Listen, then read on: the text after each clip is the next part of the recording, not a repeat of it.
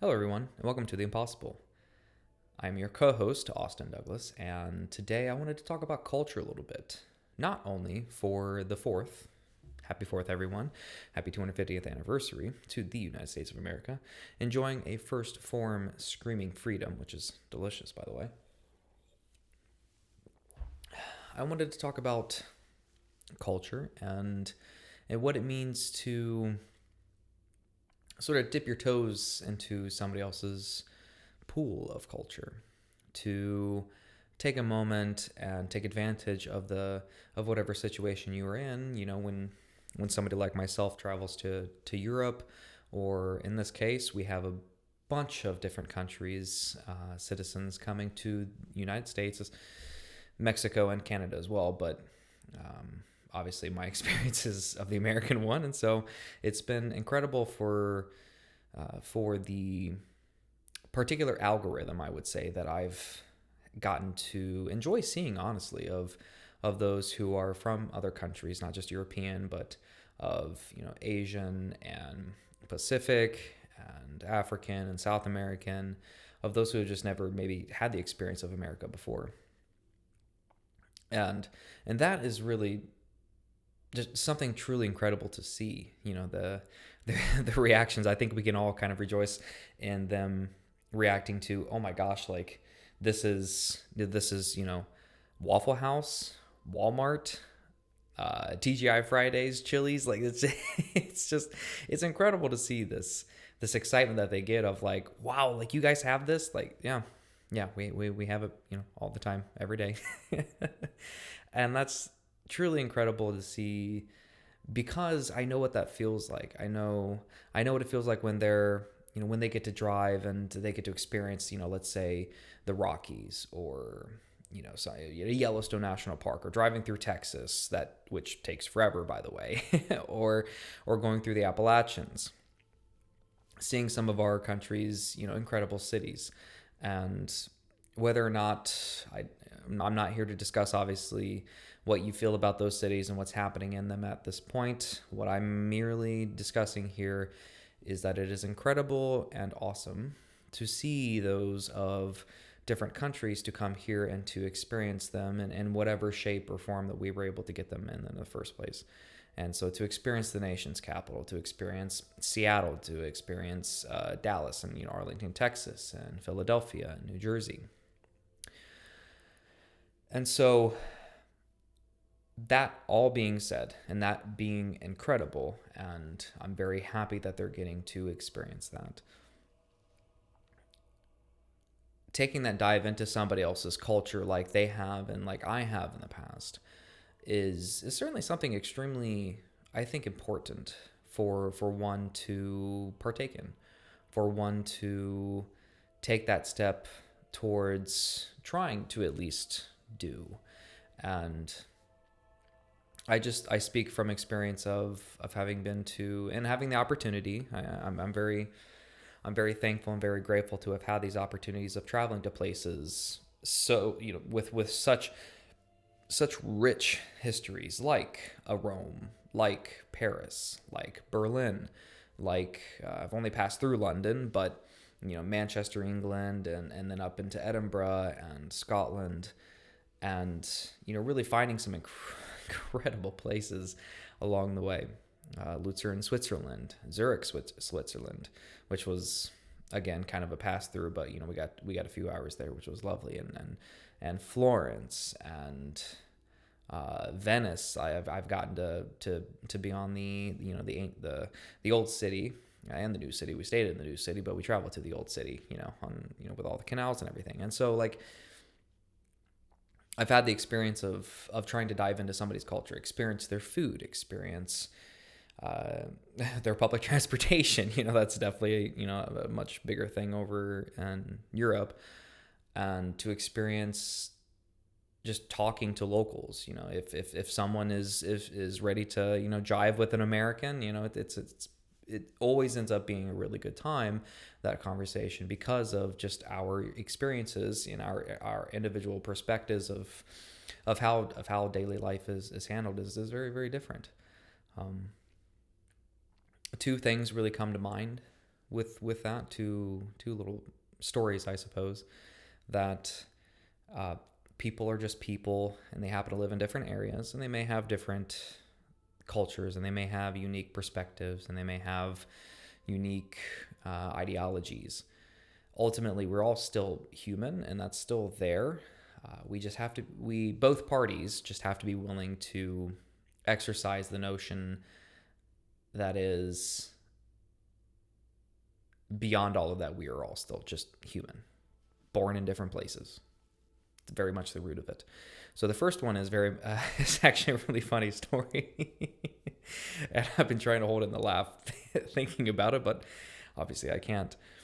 There were four of us, three fraternity brothers of mine and I. We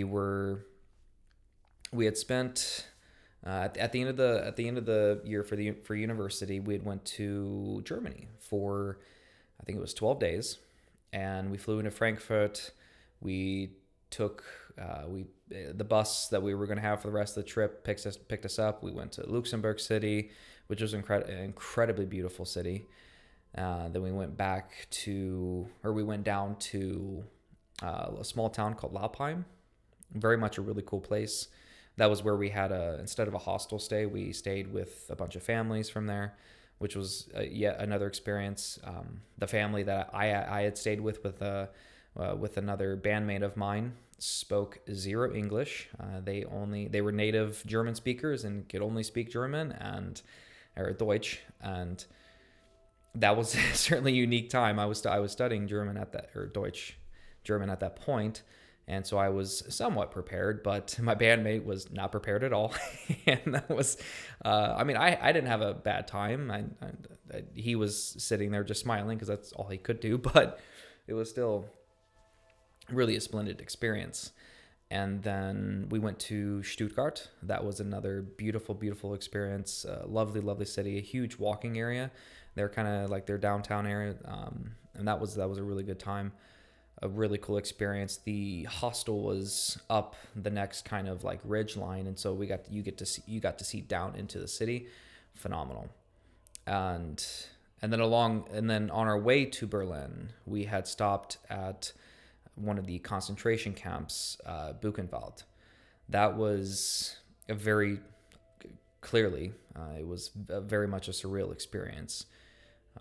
There was quite a bit of I don't know if you would consider it. I don't remember, and I apologize. I should have looked this up before I started talking about it, but I don't remember if it was specifically labeled as a death camp or labor camp. I think it was both, I believe, and so that was a very surreal experience. And then we got to Berlin, and we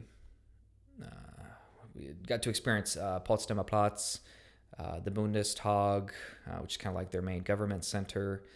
And what else? You had, I forget the gate, the Brandenburg Tor, I think that was the gate there. Oh my, why am I forgetting that name? Yeah, another beautiful place. It's right beside the U.S. Embassy. President Barack Obama was actually speaking there for Vaterstag, so Father's Day, shortly after we were arriving there. But we still got to venture around I think it was the Brandenburg Tor. I believe that's what it was called, the famous like gate there with the chariot on top, and that was a fantastic time. Really a fantastic time. Loved Berlin, especially loved kind of the area around Potsdamer Platz. It was a really cool like shopping area. Baywatch, the first Baywatch, I believe, had just come out, and they had like the area in the middle of it. It was just like the circular shopping area, and the sands. They had sand in there for Baywatch. I would assume that the actors, like some or a lot of the cast, were going to be there, and yeah, so just a really cool experience. And the four of us on that trip, we were thinking, okay, well, we're heading into summer. We're adults. We can make our own decisions. Were they all sane decisions? But we're like, hey, the most expensive part about getting to Europe is the flight. I mean, that just getting over there. Like once you get over there, you can stay in some cheap places, especially in Germany. Hostels were very much a thing, and we went over there, and of course the Germany portion of this trip with the orchestra was, it was fairly cheap. We did fundraising and all that fun stuff, and so we were like, well, we're already here, and we, all we had to do was just merely like get ourselves to the airport. There was no longer responsibility of the tour. It was more of just like the professors that we had there that aligned everything, and we were like, okay, well, we're gonna go, and we may as well just stay here, and we can get ourselves to the airport. We're adults, and and yeah, so like let's just stay a little bit longer. Let's go someplace else, And so we were like, okay, let's go to Italy. Two of the guys were of Italian descent, and all four of us love to eat. And so we're like, well, let's do Italy. And it's funny, I still have the photo of it. We were planning in a one of the kind of like spare rooms in the music department at the university, and we were planning out this extremely intense trip. It was a horrible idea. Going to be a horrible idea, but thankfully we stopped and we were like, well, let's cut that into like half of the places we want to go and see. And I'm very thankful that we did, because we were even rushed at that point. But we flew into Zurich from Berlin. I forget the name of, I think we flew out of Berlin, the Tegel airport, and flew down into Zurich and took a train from Zurich to Lucerne and stayed in Lucerne for a couple of days. Beautiful, beautiful time. Wow. And then we trained down to Florence. Firenze has become one of my number 2 favorite city in Europe. The food is just incredible, and the old streets there that you get to walk around are just immaculate, absolutely immaculate. And ultimately just a very old city with a very rich history. It used to be the center. It used to be, I think it held, I'm pretty sure it was like what am I trying to say here? It was the nation's sort of capital. It was the DC of Italy for a long time, if I remember correctly. So, yeah, and so we got to experience that, and then we went down to the Amalfi Coast. Amalfi Coast has Positano, Sorrento, Amalfi, all that stuff, and we took a little private boat to the island of Capri. It's a little island based off of that, where they have their own specific type of lemon that only grows there, and so that's where you get the famous limoncello. A lot of fun. They have the blue and green grottos. I'm trying to pronounce it properly, a lot of these words, but some of them I'm going to fail on, and that's okay. The attempt is what matters, I think. Well, at least that's what the Italians said. And then we go, and then on our way up to Rome, we're going to stop in Pompeii, the ancient city Pompeii. We didn't. There's a new city, new there of Pompeii, but we went to the ancient city, of course, to see the ruins. And so we go there, and again, semi-surreal experience. It's the ruins are there. You get to see, a lot of the pottery and a lot of little stuff like that they've kind of kept from that point. They've kept it preserved. Went to the famous amphitheater there that Pink Floyd did a concert at, a very famous concert in the 80s or 90s, something like that. Really cool, nice little just when I say museum, like they have like a couple of rooms that shows like the concert that happened back then. And leaving there, we're thinking, okay, well, let's go to Mount Vesuvius. Mount Vesuvius being the mountain, the volcano that erupted, that destroyed this city, killed a bunch of people. Let's drive up to Mount Vesuvius. You can I think you can drive up pretty much to the peak, kind of like a Pikes Peak sort of experience. And we're driving up there, and about halfway, I'm not going to name names, but a particular person in our car, of the four of us, and the four of us, by the way, we've been doing all this. So when we got into Florence, we got into a car, and we've been driving. We picked up a rental, picked up a ticket that I didn't know that I had accrued until about 3 months later, and so I couldn't fight it. I had to pay for it. We're in this Mercedes A Series hatchback. An A Series hatchback. It's like a 4-door Volkswagen Golf. It's a very small vehicle. And there's 4 of us, suitcases that are ready for 12 days, 12 days in Germany and then 12 days in Italy. And so we're packed to the brim. And we're going up this mountain, and one particular person in the car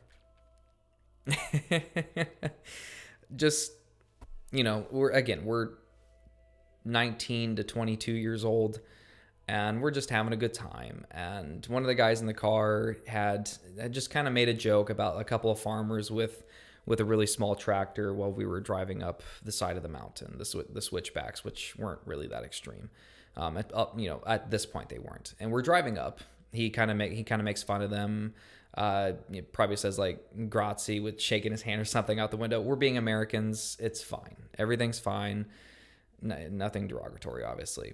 And we get up to the security gate, and there's a gate to where you have to pay admission, and it's like, I forget, it was like €15 a person just to go up to it. And we're just like, and we're broke. At this point we're reaching the end of our own little tour, and we're just like, well, we're kind of broke, and that's a lot of money, 15 plus you had to pay for the parking for the car as well. And that wasn't going to be fun. So we're like, you know what? Let's go ahead and let's just head back down, and we'll get into Rome a little sooner. And so this is the fun part. We're coming down the mountain, and I'm driving. Well, when I say switchback, it is, there are, pretty much in terms of like actual turns. You're having to turn, close to 150, 160 degrees. And I'm coming around, I'm driving. We're coming around this way, and we're turning right, going down the mountain. And all of a sudden, a charter bus appears at the next curve, which is,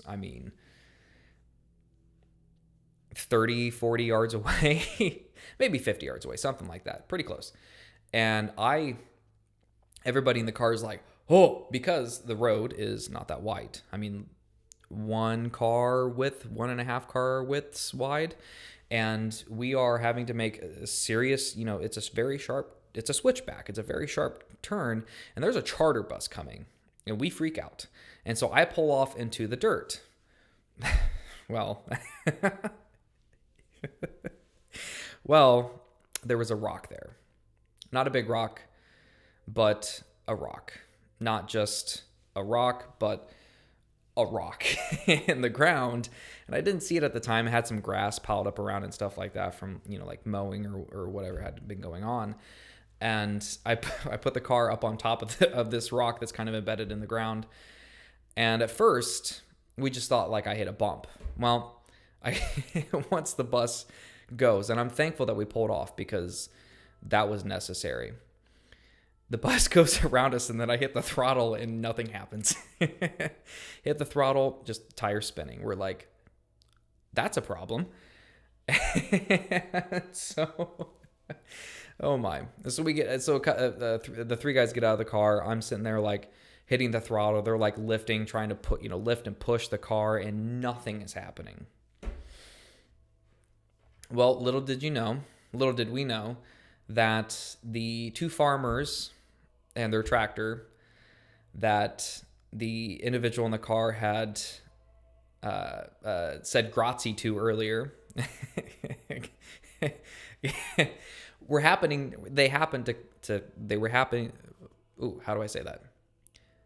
happened to have been coming down the mountain as we were. They see this. They see us stuck, and they come over and they offer to help. And thankfully, we didn't have to use the tractor.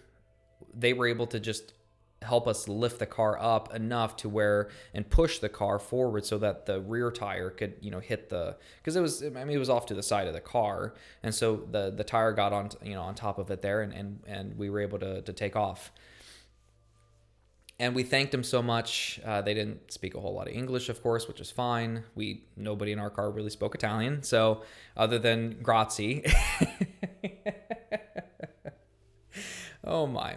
And so we all four of us said, grazie or grazie, like so many times, grazie mille, a lot of times, and very, very thankful that they had popped up, because I mean, it was 2, 3, 4 minutes we struggled to get the car off of that rock.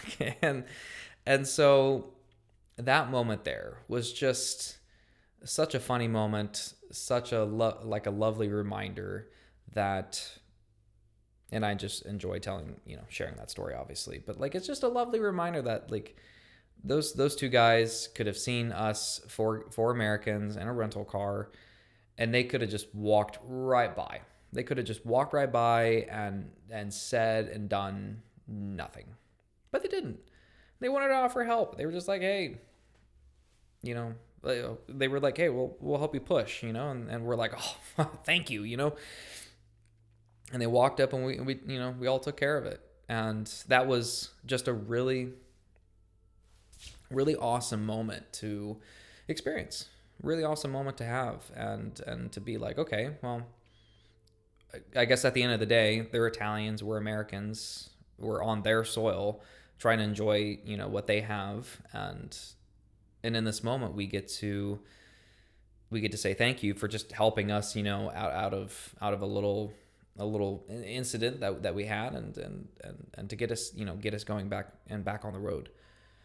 But it's just humans helping humans. That's all that was. It was two capable individuals that were able to help four semi-capable individuals get their little Mercedes hatchback off of a rock.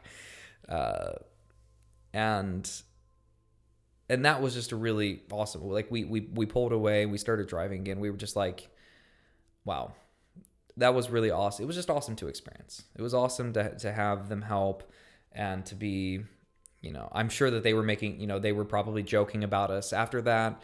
And just like, we were kind of, we had somebody saying grazie like that going up, like it's just humans being humans. It's just humans helping humans. And that was a very, very beautiful moment that I remember very vividly and remember very fondly of. The charter bus was really much in the way, and we put the car up on the rock. They still don't let me get away with that one even today, and I'm very thankful of that experience. And yeah, and the second one I wanted to share with you all was actually a time that I got to spend here recently. So that was back in 2017, I believe, May into June of 2017.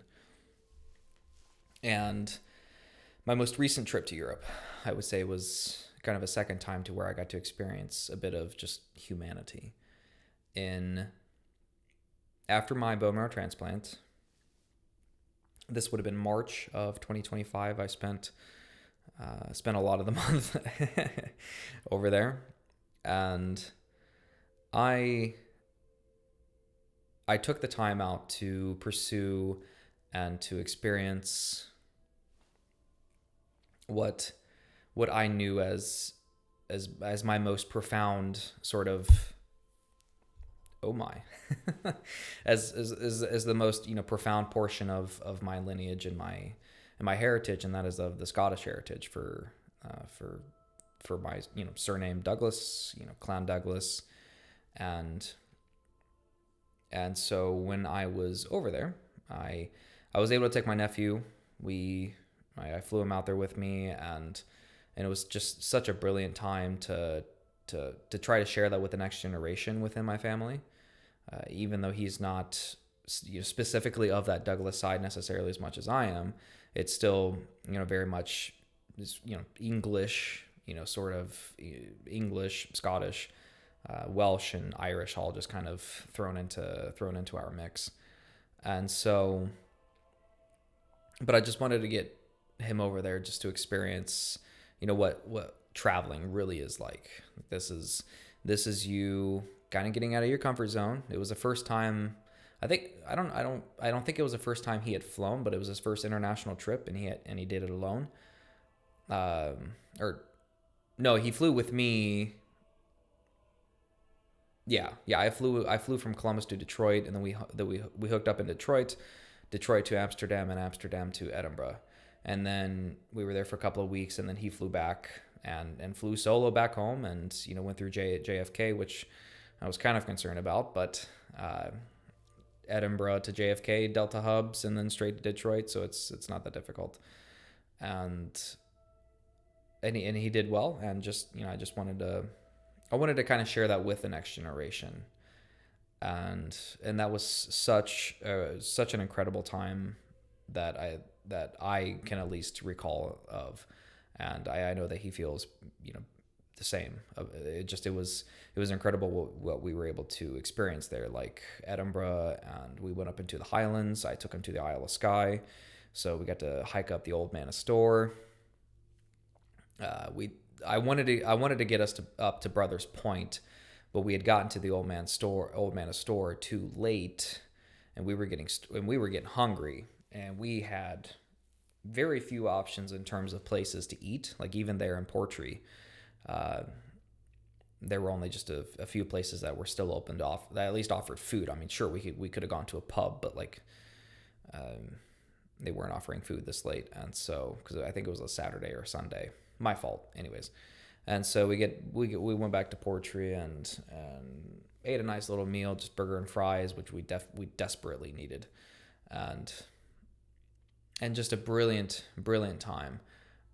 And then we came back down to Inverness and then took train back down from Inverness to Edinburgh, and then had a couple more days there, and he headed out, and then I had spent about a week riding. Actually, I was staying at the Marriott Marriott Holyrood, there, right across from the Holyrood Palace, close, and that was an absolutely brilliant time because I spent like 8 to 10 hours a day walking over to the same coffee shop at the same time. I was up and walking by 6 a.m. because they open up at 6:30. Nice little, kind of half an hour walk. Walked up the Royal Mile there for half a mile, and then turned right over. I forget the name of the street, and then went to the Black Sheep Coffee Company there in the shopping mall. Ooh, what's the name of the shopping mall? Forget. And just absolutely plowed through so many pages. It was like 60 to 80 pages that I had wrote in those 6 days. It was incredible. And that taught me a lot about consistency and when you have a plan of action and and not necessarily that you're able to execute. Yes, it was nice that I had the opportunity to execute and have those days. But at the same time, like, it was just, I was able to really learn what a little bit of discipline and a little bit of consistency could do for you and do for me. And then the last week that I had there, I wanted to pursue and explore my heritage, the Clan Douglas, like what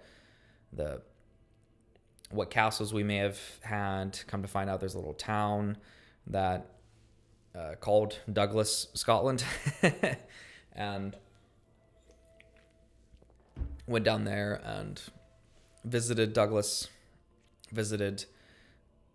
So I went to Douglas, Scotland, that had Douglas Castle, and then I went to the town of Castle Douglas, and outside of it visited Thrieve Castle, which the Black Douglases had reigned for a few centuries. I think it was 3, 4, 5 centuries.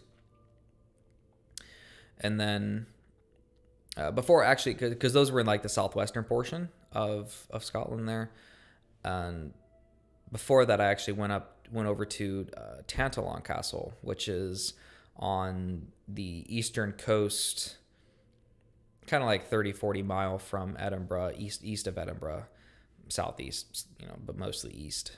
They're on the coastline, and that was really beautiful. That was just serene because it was up on this rocky, mountain, semi-mountainous rocky cliff, and down to the sea. The sea is just crashing up against the rocks, and it was a really beautiful time. Stopped at a town right next to it. I forget the name of it, but there was a incredibly delicious restaurant there, and I had duck breast. Fantastic. But then I went down to Douglas, Scotland, and visited Douglas Castle, which is just now a single tower. But I still parked at the end and walked up to it, and walked past a pond which had swans and geese. I mean, I could hear them basically the entire time. And I mean, this walk was a few hundred yards one way. And it was incredible. The entire time you could hear them off in the distance just honking at each other. It sounded like New York City at 7 a.m. It was utterly insane. Just absolutely yelling at each other, and I don't know why. But that was a really cool time just to see something that, that your lineage and that your ancestors had held for, hundreds of years before. I think this one went down because of a fire, unfortunately. The majority of it did. But in the town of Douglas, I stopped in a little shop, and I just wanted to get a coffee. This was the only place, I think it was the only place that was even open. I mean, there was them and then a little convenience store that were open. Oh, and a gas station. We are spoiled for gas stations over here, by the way. It's difficult to find a really big place. Like, if you want to find a convenience store like a US sized gas station, a convenience store over in Scotland, especially when I was driving around there, I noticed that it's either a rest stop, like a toll road rest stop where it has like multiple restaurants and stuff like that, or it's just a pretty small gas station, really small gas station, and this was not that big in the slightest, and so it was just kind of the walking area of kind of like this studio, like two of these studios was really the size, and it was not a whole lot of things to buy there, but I was able to get a coffee, I was able to get a water, and I think I got an energy drink too, and a protein bar. So the essentials, nothing else needed in life. But at the little breakfast place that offered the coffee, it was really incredible to talk to the gal there working, because she had obviously she was from Scotland, and she had done back in the day, she had done some traveling to the United States to actually go along with her, I think she said it was ex-husband or something like that. Her previous relationship was somebody from America, and from what she had experienced traveling over there, like they went to Las Vegas, which sure, that's something you kind of only find in America, but if that's your only experience of America, you really haven't experienced America. In my opinion, relax. Las Vegas, you're cool. Well, not cool. You're actually extremely hot because you're in the middle of a desert. Fun fact. But I'm sure it's a fun time for a lot of people. Not for me. But she also had gotten to go up to Salt Lake City. And that is where I was like, that is really cool. I'm very, very, very happy that you got to experience Salt Lake City. Even though it was for a few days. She said that they did 2 days downtown, and one day they went up to Park City and just walked around there. And so we got to reminisce a little bit, because of the past 7 years that I've worked for my current employer, I've spent 2.5, 3 years of my life out there in Salt Lake City. And so it was just really incredible to have that moment of sharing, just a simple conversation with somebody from a small town of what, 200, 300, 400 people in Douglas, Scotland. I shared my story of, my surname being Douglas, and I'm, from Ohio, and just exploring, the area to pursue and experience my lineage. She had gotten to experience that sort of same thing with her previous relationship, and what she had taken away from her trip, especially because I did not ask her about Las Vegas, maybe a question or two. Again, relax if you're from Las Vegas. Just, it's not my cup of tea. I wanted to know about Salt Lake City because that's obviously something we could connect on. And she was, very, very thankful that everybody was extremely nice to her. And I'm like, that's good. And especially since she said she was pretty much only downtown, I was like, your experience during the day would be fantastic. I don't know about night, but yeah, like she said, it was wonderful. Everybody was so kind, and she really enjoyed the mountains. Obviously, they have mountains up, especially up in the Highlands of Scotland, but the Rockies are a different beast, and she really enjoyed that. They stayed in a hotel with a really high on a really high floor with a really great view, and she said she just really, really enjoyed her time there. And then going up to Park City, walking around there, which is a very, very nice very nice resort town up east there of Salt Lake City, and that was an incredible experience for her as well. Just again, she was like, everybody was just so nice, and up there it definitely makes sense. And the food was incredible, but she was just very thankful that her experience, and I was very thankful that her experience of the U.S. was filled of fond memories as such, and she was hoping to go back at some point, and that made me feel really good. That made me feel really good because some of the times and some of the conversations that I have with Europeans, and most of the time you find out that they haven't been to the United States, is that they don't necessarily have the most positive of view on the United States. And I always find that to be a bit jarring, because in myself having gone to Europe so many times and coming back and sharing stories with people, you hear a lot of sort of presumptions and assumptions and things that they had heard but never had experienced, obviously, about, particular things in Europe, about, it's just pickpocketing and this and that and stuff like that. And it's like, well, sure, but pickpocketing happens. It happens in every large city. Fun fact. Crime happens everywhere there are humans, and large cities are large concentrations of humans. I don't know what else do you want?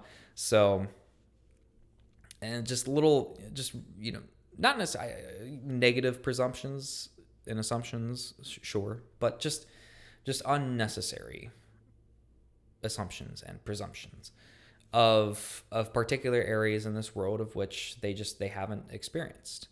They haven't had the time nor the will nor the want. Maybe they do. Maybe they would like to go to this place and that place sometime, and they just haven't done it. And I get, life is life. I've been in a lot of those moments to where I wanted to travel and I wasn't able to financially. But if you can, do it. And I highly implore you to. And it's because a lot of those assumptions will either be absolutely crushed, or at least, if you keep your mind open, they will be swayed quite heavily in the opposite direction. Because, sure, all of these places and all of my experiences in Europe have not been, sunshine and rainbows, but that's because it's just humans in a different place. They're humans in a different place trying to do the same thing. They're just trying to get to here. They're just trying to get to there. I've had multiple bicycles in Amsterdam ring their bells at me because they just want me to get out of their way, and they probably assume that I'm a tourist, especially when I was in university and being a tourist. I dressed like a tourist, and so I've had that. I've had cars honk at me. I had issues, trying to get adjusted to crossing the road in the UK where traffic drives on the opposite side of the road. That was a difficult time.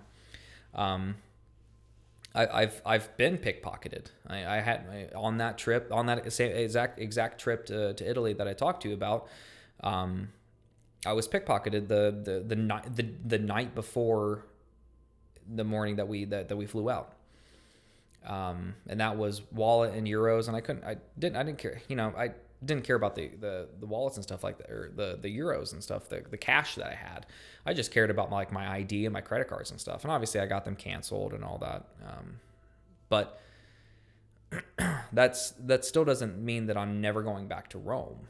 That doesn't mean that I'm never going back to Amsterdam because a cyclist, chimed at me. That doesn't mean that I'm not going back to Paris to see the Eiffel Tower because there's 10,000 people, mostly.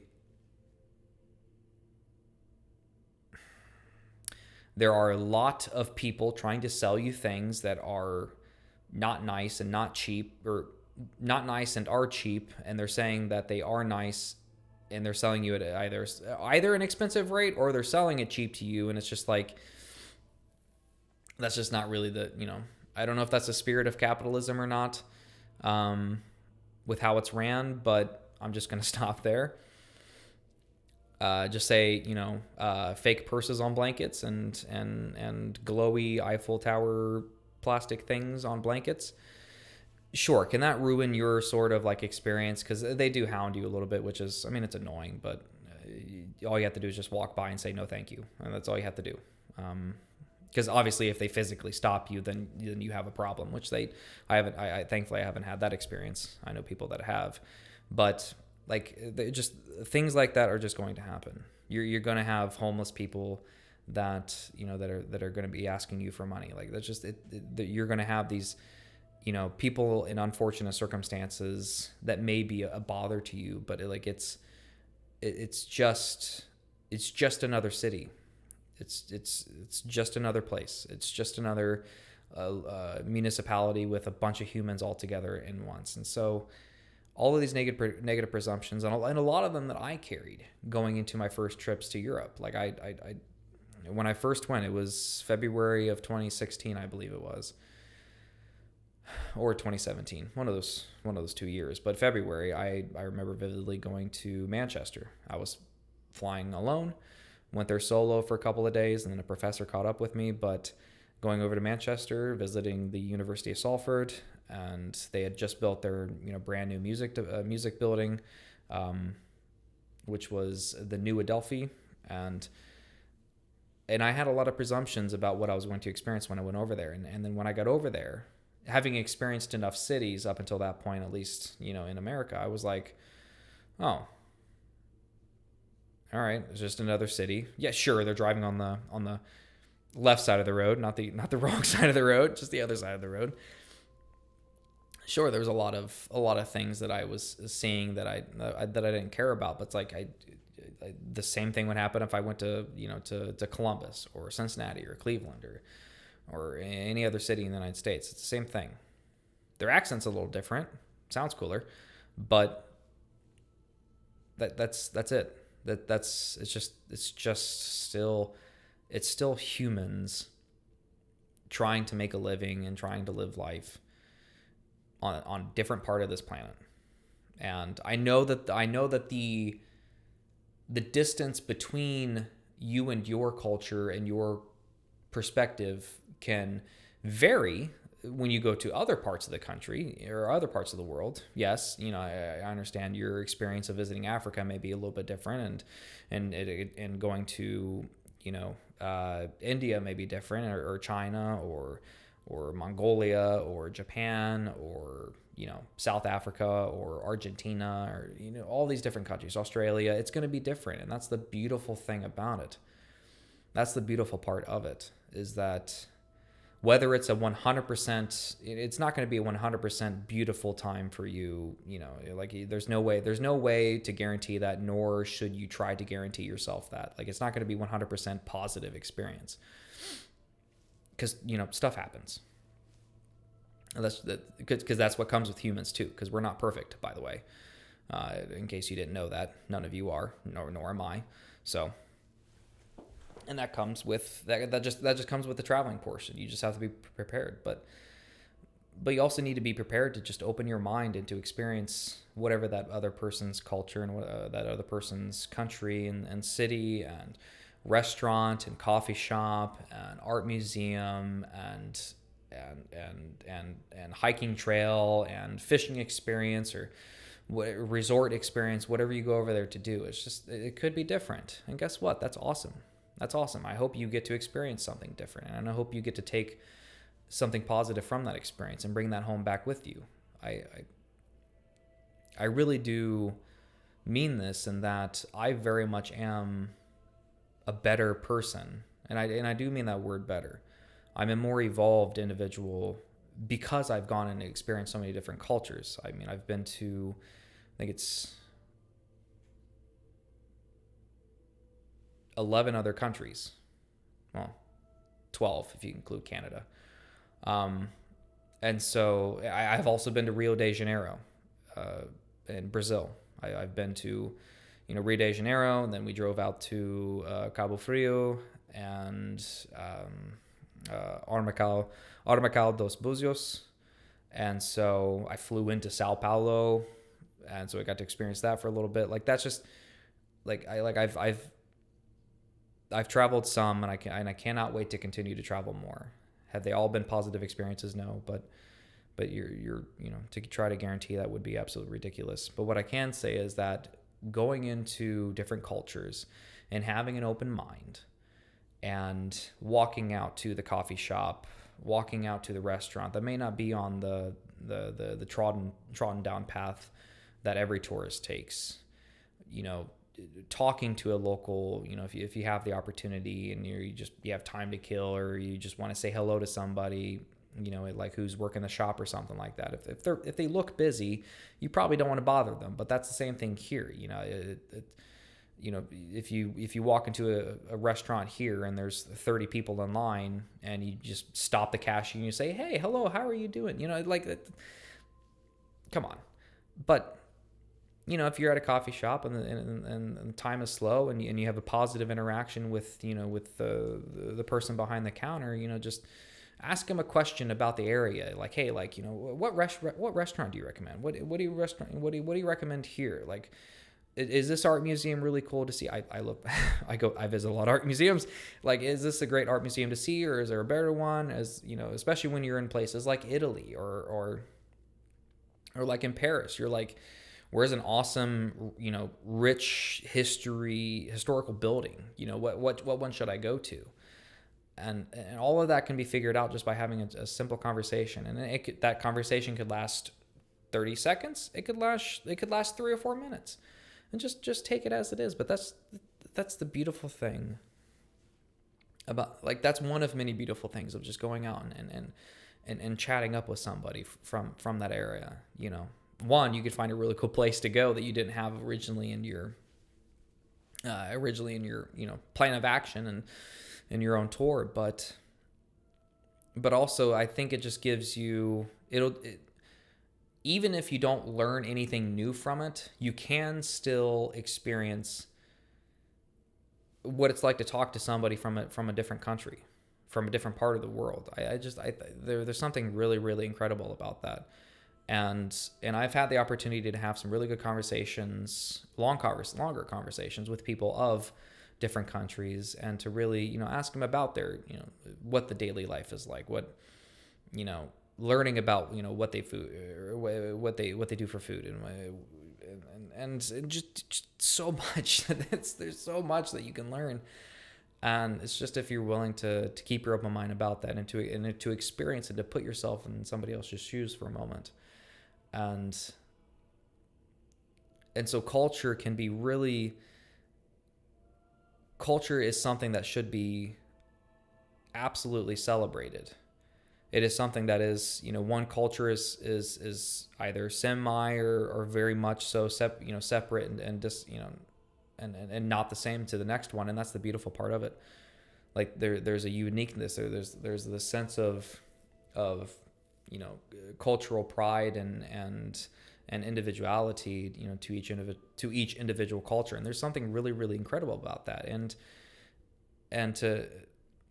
and for us to be able to go out in these times right now and to try to explore as much as you can and to experience those other cultures, and for the World Cup to be here in the United States and Mexico and Canada, and for people from all across the globe to be able to come here and to experience our culture. I think that's something that should be like so heavily celebrated, and we should be very, very thankful that they are getting to do. I've seen a lot of people come in with very, very, very positive words of saying like, hey, like this is just not how America is either shown, or this is not what I expected to see when I got here. And it is so cool. Like we have people from other countries going crazy over Walmart. Like that's so cool. Like they're walking into a Sam's Club or a Costco and they're just like like is this like an airport terminal or something? No, it's actually if we need a lot of something, we go here instead. You know, it's just, you know, or they're getting excited about Waffle House, like some things that like a lot of us just take for granted here. Like they're having so much fun. They're having so much fun, and that is so cool. And for them to get to experience that, I think is something that we should be very thankful and grateful for. That not only that we get to have here and that we have here, but also I think it should inspire us to be more willing to go out and to experience what they have as well. And I think that's something that would kind of help. It would help some of the going out and experiencing other cultures and traveling a little bit, whether it's for a week or a month.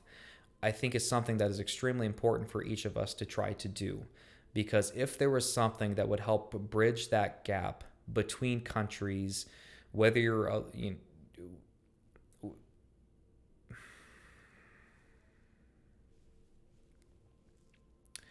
there are a lot of unfortunate things happening out in the world right now, and that's going to continue to happen. What I feel is a portion of the antidote for that is for us to open our minds and to go and explore other countries. That is not to forsake your own culture, and that is not to completely shut your mind when you go and travel someplace, or to completely take what they do, you know, and just completely absorb it, you know, unless you're stricken by it, you know, in which you could be, and that's totally fine. But like just the sense and the ability and the willingness and the openness that you can ultimately take from and absorb in those times of traveling to other countries and experiencing other cultures, I think is something extremely crucial for all of us to try to do. That's what I'm trying to say. I'll spit it out. An antidote for a lot of the chaos going on in this world, I think, could be solved somewhat. A part of the solution would be for people to go out and to experience others' cultures, and to go out there with an open mind and an empty stomach, and to dig in a little bit, you know, like figure some stuff out, explore a little bit. You know, eat that food that kind of sounds weird, or it kind of smells weird, or may just you don't even know what it is. You know, like or go out and try that new different type of coffee. You know, like an Americano. I had no idea what that was until I went over to Europe, and then I came back here, and all of a sudden it's everywhere now, and which is unfortunate, but that's just my opinion. But you know, go out and stay in that, you know, like in the Highlands, you know, like I instead of, you know, oh, there's no Holiday Inn, where's the Marriott property? Well, go find a bed and breakfast to stay at and have breakfast there, you know, and come to find out that it's incredible, and that it was a wonderful experience, and it was in a really beautiful area, and the sunrise that we had was just immaculate. You're not going to experience that if you're not open to trying new things and to doing stuff that you may be slightly uncomfortable with. Now, I'm not saying that requires you to, you know, go unprepared visiting another country. No, what I'm saying and getting out of your comfort zone is like I've been to Italy, I've been to Germany, I've been to Switzerland, I've been to Paris, France, I've been to Amsterdam, the Netherlands. I've been to Belgium. I've been to countries of which I don't speak their native tongue. Other than Germany, which when I went to Germany, I had like 15% fluency, maybe. But that does not mean in the slightest that I can't have a good time there. It just means that I get to play for the moment the clueless tourist who's trying new things, and maybe 1 out of 5 meals that I try, I'm going to find out is one of my favorite meals in the world. And that has happened many times over. And that is not going to happen if you don't step out of your comfort zone a little bit while you're exploring somebody else's culture, and have that willingness to maybe be changed and to evolve a little bit, for the good. And that is why I think if we experienced others' cultures little by little, bit by bit, you can take small bites. That's totally fine. A smaller bite's better than no bite at all. I think that the world could slowly turn into something of a little bit better of a place. And so I hope that you've enjoyed the conversation. I wanted to talk about something a little lighter today, and I know that may have ended on a bit of a serious note there, but I just, I wanted to talk about something that's a bit more of what's happening right now. And, I'm really loving the World Cup. I love the World Cup, by itself, but I'm really happy that it's here in the States and North America this year. I think that's really cool. Had a fantastic time this weekend celebrating, the 4th and 250 years of America. And I would say that, here's to 250 more years. So thank you for watching. Thank you for tuning in. Thank you for listening if you're on the audio platforms. And go out and try something new. Try something a little different. Even if it's driving over to the next town, to the next county, to the next city, to the next state, or even to the next country. Try something new every now and then. I promise you that even if you don't like that plate of food that you just tried, maybe you had a good time and a wonderful experience and a great story of at least getting there. And don't drive on top of rocks. You can get stuck. So thank you for listening. Thank you for tuning in. And us here at Impossible Performance are striving to build a global culture of strength, fostering a spirit of growth, and constant pursuit of the impossible. Take care, and as always, be impossible.